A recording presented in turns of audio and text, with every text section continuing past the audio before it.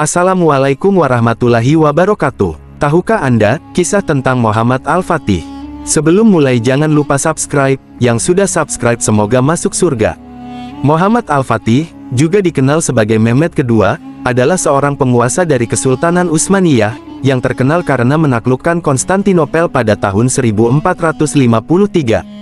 Penaklukan Konstantinopel oleh Muhammad Al-Fatih dianggap sebagai salah satu peristiwa paling penting dalam sejarah dunia, karena menandai akhir dari Kekaisaran Bizantium dan awal dari era Kesultanan Utsmaniyah.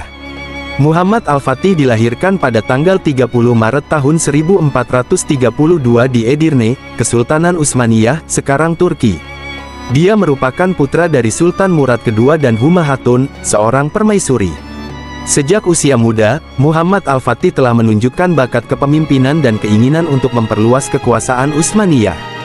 Pada usia 12 tahun, Muhammad Al-Fatih naik takhta sebagai Sultan Utsmaniyah setelah kematian ayahnya, Sultan Murad II. Sebagai seorang penguasa muda, Muhammad Al-Fatih sangat berambisi untuk menaklukkan Konstantinopel, kota yang telah menjadi impian para penguasa Utsmaniyah sebelumnya. Setelah mempersiapkan pasukan dan menggalang dukungan dari ulama dan bangsawan, Muhammad Al-Fatih memulai pengepungan terhadap Konstantinopel pada tahun 1453. Kota itu dijaga oleh pasukan Bizantium yang kuat dan diperkuat oleh tembok yang kokoh. Pengepungan Konstantinopel berlangsung selama beberapa bulan dengan pertempuran yang sengit.